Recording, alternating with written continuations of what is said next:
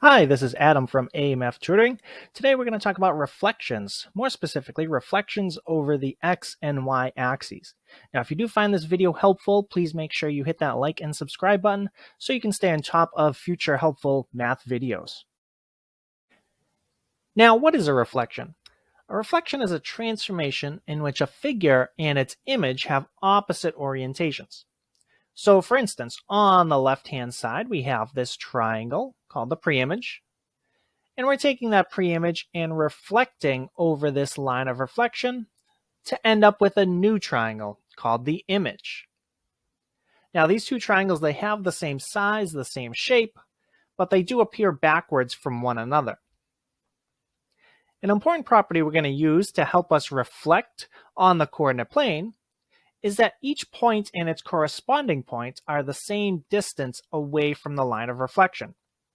So, for instance, point A and its corresponding point A prime, they're both the same distance away from this line of reflection, so that this distance and this distance are the same length.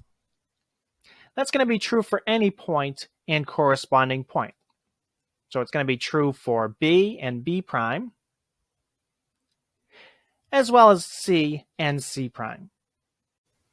Now, let's make a transformation over the x-axis. All right, so we're going to reflect over the x-axis. We'll take this triangle and reflect. First thing to do is locate the x-axis. Well, here it is. It's our horizontal axis. We usually indicate a line of reflection using a dotted line. Now, to actually reflect this triangle, what we'll do is we'll count the number of units from each point to the line of reflection and then repeat that count on the other side. So starting with this point here, negative 2, 1, we'll notice it's 1 unit away from our line of reflection. And we're going to repeat that count on the other side, 1 unit away, giving us this point. Now, the reason we make that count is to ensure that both the pre-image point and the image point are the same distance away from the line of reflection. All right, they're both 1 unit away, keeping that property intact. Once we do that, we'll repeat the process with the other points. So this point here, it's also 1 unit away. So we'll count 1 more unit on the other side, giving me this new point there at 3, negative 1. And then finally, we'll take this point and count to our line of reflection. That's 1, 2, 3, 4, 5. And we'll repeat 5 on the other side. 1, 2, 3, 4, 5, giving me this point. Now, once I get all those vertices in, I can go ahead and connect my triangle. And we can see these two triangles, they have the same size, the same shape, but they are backwards from one another. Now, you may notice a pattern with the reflected points that we got. Negative 2 went to negative 2, negative 1. 3, 1 went to 3, negative 1. Negative 2, 5 went to negative 2, negative 5. All right. In each case, for each vertex, the x-coordinates all stayed the same. However, the y-coordinates all changed signs. So that gives rise to a coordinate rule that we could use, especially if we don't have a picture, we don't have a coordinate plane.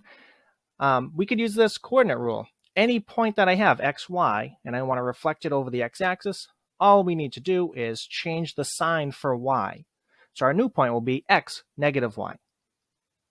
As a quick example, notice no picture, no coordinate plane, but I want to take 4, negative 3 and reflect over the x-axis. All I need to do is change the sign for y, and I get 4, positive 3 as the reflected point. So let's also make a reflection over a vertical line, such as the y-axis. All right, so let's locate that. There it is. It's our vertical axis. We'll use the same strategy we used for the previous example. We're going to count units to our line of reflection and then repeat the count on the other side. So starting from this point, I do have to go to the right, 1, 2, 3, 4 units. And I'll repeat that, 1, 2, 3, 4, giving me this new point. This point here, we have to go right, 1, 2, 3. 1, 2, 3 more, giving me that point.